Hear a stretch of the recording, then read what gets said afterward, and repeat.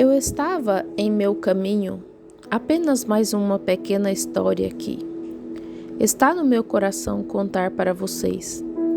Eu estava em um trem, uma noite, indo a Houston, Texas, ou melhor, Miami, Flórida. E lá eu vi um garotinho morto, onde muitas árvores estavam retorcidas e rochas, e ele tinha um corte de cabelo estranho, grandes olhos castanhos virados para trás. Seus pés estavam sem as meias. O automóvel estava virado, destruído, ao lado da rodovia, e ele estava morto. Seu pequeno corpo era apenas uma grande massa de ossos quebrados. Pensei, quem é esse? E a visão me deixou. Eu segui. Pode haver pessoas sentadas aqui. Expliquei isso e contei para as pessoas. Preparem-se, escrevam em seus livros, escrevam na folha em branco da sua Bíblia e vejam se isso acontece. Em algum lugar, uma criança com cerca de 8 anos de idade, cabelos castanhos escuros, olhos castanhos, corte de cabelo estranho, usando calças curtas. Eu disse, ele vai ser morto. E eu acho que foi anotado numas 30 ou 40 mil Bíblias. Vocês devem ter lido o artigo em A Voz da Cura. Quantos sabem do caso? Antes mesmo que eu dissesse algo sobre isso, levantem a mão. Foi predito antes que acontecesse, não depois, mas antes que acontecesse. E lá, naquele portão, houve um garotinho que se afogou. Eles me trouxeram, o pai não deixou o agente funerário levá-lo. Eu saí e disse, essa não é a criança. Essa é uma criança bem vestida, com cabelos negros como carvão. Esse não é ele. 2 anos depois, na Suécia, Noruega, Finlândia, eu estava descendo de Kuopio, que fica na Terra do Sol da meia-noite. Estávamos tendo uma reunião. Aqueles garotinhos lá, não mais do que crianças, logo após a guerra, nunca tinham se barbeado. Alguns desses garotos não tinham mais do que 15 anos, usavam longos e velhos casacos e botas. As mulheres todas no centro da cidade, mulheres jovens, todas juntas e homens idosos. Os russos haviam matado todos eles durante a guerra, lançando feno nos campos, não usando shorts, longas saias grossas, grandes botas. Algumas das melhores pessoas que já se encontrou, esses finlandeses, são realmente leais. E enquanto eu estava lá, o irmão Lindsay, todos os cerca de 30 ministros estavam lá. Eu disse, algo está para acontecer, eu posso sentir isso. Perguntaram, o que é, irmão Branham? Respondi, não sei. E eles começaram a tirar fotos então. Ele interrogou, é o anjo do Senhor aqui, podemos tirar uma foto? Eu respondi, não sei, mas algo está para acontecer, pegue meu relatório. Descemos a colina, percebemos algo. Agora, a gasolina é vendida por cerca de $2 o galão. Nas reuniões, onde havia 40, 50 mil pessoas, havia provavelmente 3 ou 4 carros. Todos pegavam caribus entre nós, andavam a pé, de qualquer maneira que pudessem chegar lá. Mas ali estava um Ford modelo 30, mais ou menos do ano 1925, ou talvez um modelo um pouco mais novo do que o Ford americano, despedaçado. Cerca de 500 pessoas ali ao redor e 2 garotinhos tinham vindo da escola segurando a mão um do outro. E esse carro, a aproximadamente 60 milhas por hora, cerca de 100 quilômetros, rodou na curva. E os garotinhos não sabiam para onde ir. Um começou a ir para um lado e o outro para o outro lado. E o motorista, tentando se esquivar deles, acertou um dos meninos sob o queixo com o para-choque ou o paralama e jogou-o a umas 30 jardas, cerca de 27 metros, e esmagou-o contra uma árvore. O outro menino passou por cima dele e as rodas lançaram seu pequeno corpo a uns 20 pés, 6 metros, para o outro lado da estrada em uma grama baixa. O carro desceu pela colina e se despedaçou. O irmão Lindsay e os demais saíram. Eles olharam para a cena, voltaram chorando. A irmã Isaacson saiu, minha intérprete. Ela voltou chorando e disse: Irmão Branham, o senhor deveria ir dar uma olhada.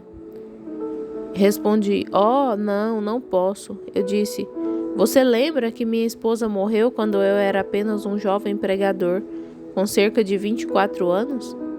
Eu a sepultei juntamente com meu bebê. Só nos restou um filhinho, e esse era o Billy. Eu andava com sua mamadeira no bolso à noite. Não tínhamos dinheiro suficiente para obter fogo para manter a mamadeira quente. Então a colocava sob a minha cabeça. Essa é a razão pela qual ele está comigo hoje. Eu fui papai e mamãe para ele. Foi o que prometi a ela quando ela estava morrendo, e mantive seu corpinho aquecido e a mamadeira junto ao meu próprio corpo. E naquela época ele tinha cerca de 10 anos, e eu disse: Eu tenho meu garotinho na América. Eu simplesmente não posso olhar para ele. Não vejo Billy agora há cerca de 3 meses. Eu simplesmente não consigo olhar para ele. E algo dizia: Vá olhar.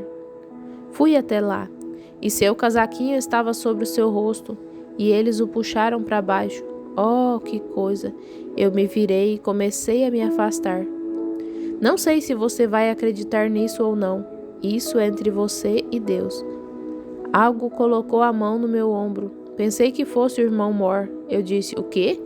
E não havia ninguém ao meu redor. E a mão ainda estava em meu ombro. Pensei: O que é isso? E a mão de alguém apoiada no meu ombro. E me virei para a criança.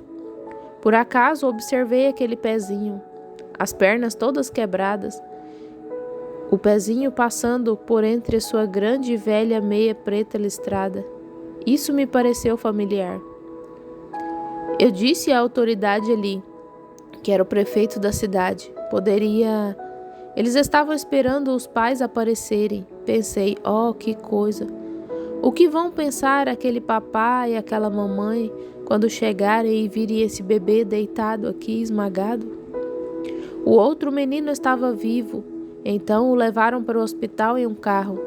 Então, esse garotinho estava morto há cerca de 30 minutos. Eles estavam esperando os pais dele antes que o agente funerário o transferisse. Perguntei: eu poderia dar uma olhada naquele garoto de novo? Eles ergueram seu casaquinho e eu olhei. Aqueles olhinhos castanhos virados, aquele tipo de cabelo castanho escuro, calças curtas, os pés fora das meias. Olhei ao redor. Ali se via uma colina descendo na direção da montanha Coópio, sempre vivas, rochas lapidadas. Olhei de novo e pensei: é ele. Oh, irmão, posso não vê-los novamente até estarmos na glória, mas gostaria de ter forças nesta tarde para lhes explicar o que é esse sentimento. Nem todos os demônios do inferno poderiam impedi-lo. Não é se você crê, ou isso, aquilo ou aquilo outro, isso já está feito. Deus assim o disse. Eu olhei e disse: este é ele. Conclamei: irmão Moore, irmão Lindsay, venham rapidamente. Eu disse: peguem a folha em branco da sua Bíblia. O que está acontecendo, irmão Branham? Respondi: leia a folha em branco. Assim diz o Senhor: acontecerá que um garotinho de 8 a 10 anos de idade, sua descrição, estará deitado em um lugar onde pedras estão cobertas de ciprestes e sempre vivas. Interrogaram: o que é isso, irmão Branham? Eu afirmei: olhe para a criança, olhe lá para as rochas. Ele indagou: é ele? Respondi: é ele. Oh, que coisa! Oh, Deus, coloque a igreja nesse estado. Deixe-me ficar nesse lugar.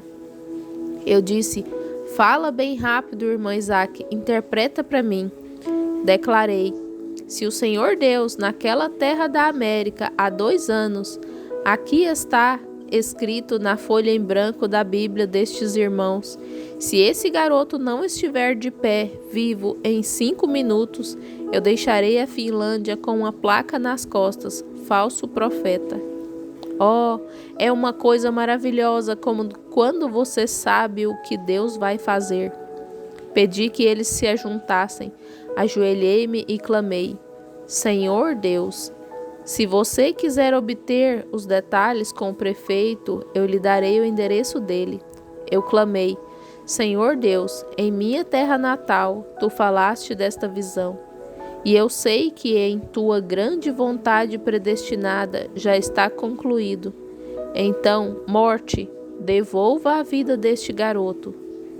E Deus, que é meu solene juiz, diante dessa Bíblia, nesta tarde, o garotinho se levantou tão normal quanto era 1 hora antes de ser atingido.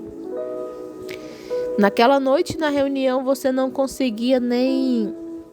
Eles tinham a força militar ali fora, e eu quero lhe dizer uma coisa. Lembre-se, ficava a apenas 2 milhas, pouco mais de 3 quilômetros da cortina de ferro. E quando a notícia atravessou a Rússia naquela tarde pelo rádio, quando eu cheguei naquela noite, ali estavam aqueles soldados comunistas por quarteirões, ali com aquela saudação russa, lágrimas escorrendo pelos seus rostos, e eles disseram: nós recebemos um Deus assim que tem poder. Qual é o problema?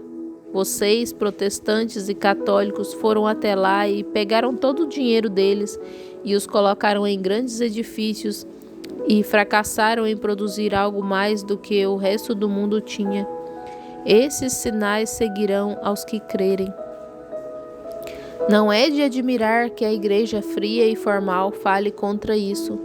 Como eu disse ontem à noite, é um sinal que será contraditado. Naquela noite, na reunião, nunca esquecerei. Se eu puder ter uns 10 minutos a mais, estávamos trazendo as pessoas na fila. Havia uma grande pilha. Você vê em meu livro uma pilha de muletas e bengalas que não se conseguiria empilhar nesta plataforma que as pessoas haviam jogado fora. Tiveram que tirar alguns milhares para que outros pudessem entrar. E quando entrei no prédio naquela noite, eu estava andando bem devagar, e 2 soldadinhos na frente e 2 atrás, com suas espadas, segurando assim, para manter as pessoas afastadas de você. Enquanto eu entrava no prédio, o dormitório das meninas tem uma coisinha. A porta se fechou e eu olhei, e ali estava uma garotinha dócil, mais ou menos da idade da minha pequena Rebeca agora, com cerca de 10, 12 anos, uma perna. Você vê a foto no meu livro, bem mais curta que a outra, e ela tinha uma grande cinta em sua volta. Ela tinha uma correia na ponta do sapato que ultrapassava, atravessava e alcançava essa grande cinta que é atrás, e o sapato era feito com uma cinta de cada lado.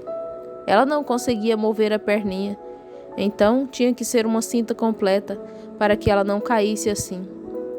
E toda vez que ela se movia, ela tinha que pegar seu pequeno ombro, levantar o pé e empurrá-lo para então dar um passo. E sua pequena anágua, seus vestidinhos estavam esfarrapados, seu cabelinho estava todo cortado, com um rostinho pálido de bebê. E quando ela olhou para mim, eles foram instruídos a não me parar na rua. Eu amo criancinhas. Eu esperava até o irmão Baxter e os demais todos terem o culto da tarde. Eu pegava o dinheiro, ia ali fora e comprava balinha, e tinha uma fila de crianças a 2 quarteirões de distância me seguindo, jogando balas para elas. E aqui estava ela, e ela pensou que havia feito algo errado. Ela baixou a cabecinha e tinha 2 muletas. Pegava essas muletas e as arrumava, e assim seus pequenos ombros, levantava a perna e a empurrava, e era assim que ela caminhava. E eu a vi. Ela pensou que tinha feito algo errado, então abaixou a cabecinha, como se não notasse que eu estava passando. Algo no interior começou a mover. Eu olhei para ela e o soldado atrás de mim. Eu não conseguia falar uma palavra no idioma finlandês. Então ele fez sinal para seguir adiante. Só 1 minuto. E a criança olhou para cima. Fiz um gesto para ela assim. Eu sabia que ela queria ir até lá. Claro que ela era aleijada. Ela estava na reunião para isso. Fiz um gesto para ela. Ela olhou para mim. Acenei com a cabeça, sim, e ela estendeu suas muletas, levantou a perninha, deu um passo e olhou de novo, coisa de criança. Eu apenas esperei, não disse nada, até que ela se aproximou de mim. Ela olhou para mim e aqueles pequenos e pálidos olhos azuis de bebê. Descobri depois que ela era uma pequena órfã finlandesa da guerra. Não tinha mãe nem pai, ninguém. Ela estava morando em uma tenda com algumas pessoas. Seus pais haviam sido mortos pelos russos. Ela estava usando essa velha cinta de aparência rudimentar que haviam feito para ela. Fiquei parado e pensei, o que essa criança fará? Eu não conseguia conversar com ela. Ela se abaixou e pegou meu paletó. Beijou o bolso do meu paletó. Colocou sua sainha assim e disse, Kiitos, que quer dizer obrigado. Eu pensei, oh Deus, bem na minha frente, eu vi a garotinha sem aquelas cintas andando. Pensei, se eu pudesse fazê-la saber disso. Eu disse, querida. Ela continuou dizendo, Kiitos, as lágrimas escorrendo por suas pequenas bochechas pálidas. Kiitos, Kiitos. Eu disse, querida. Oh Deus, eu declarei, o Senhor Deus. Oh Deus, deixe-me falar algo. Você está curada. E naquele momento eles chegaram, um grupo de soldados. Vamos, eles cantaram somente crer. E eu tive que ir com eles me empurrando. E no encerramento do culto naquela noite, meu irmão veio até mim e disse, já chega, você tem um outro culto amanhã à noite. Eu indaguei, olha, quantos cartões você distribuiu? Responderam, eles distribuíram um monte de cartões, você pode usá-lo amanhã à noite. Ninguém conseguia entender o inglês. Eu disse, chame mais alguns, e continuei. Distribua para mim cartão de oração tal e tal, até tal número. E pela grande providência de Deus, ela era a próxima na fila. Aqui vem ela. Eu pedi, irmã Isaacson, fale apenas o que eu digo. A intérprete, eu disse, querida, você é a garotinha que me encontrou lá fora no corredor. Jesus Cristo te curou. Vá até lá, sente-se e deixe que alguns dos porteiros tirem essa cinta de você. Enquanto eu chamava outra pessoa, aqui veio ela pela plataforma, com as duas pernas iguais, as cintas sobre a cabeça, gritando para a glória de Deus. Milhares de finlandeses caíram com o rosto no chão e entregaram suas vidas ao Senhor Jesus. Membros formais e frios de igreja se tornaram cristãos nascidos de novo. O que é isso? Ide por todo o mundo e pregai o evangelho. Estes sinais seguirão os que crerem. Se Deus está interessado numa pequena finlandesa, Ele está interessado num americano. Ele está interessado em um menino negro, amarelo, moreno. Ele tem que permanecer Deus. Por que não podemos tirar a goma do nosso colarinho? Por que não podemos deixar de lado a teologia que nos foi ensinada de que os dias dos milagres já passaram e seguir o que Cristo disse? Ele disse que a palavra de todo homem seja mentira e a minha seja a verdade. Sobre esta pedra edificarei a minha igreja, e as portas do inferno não prevalecerão contra ela.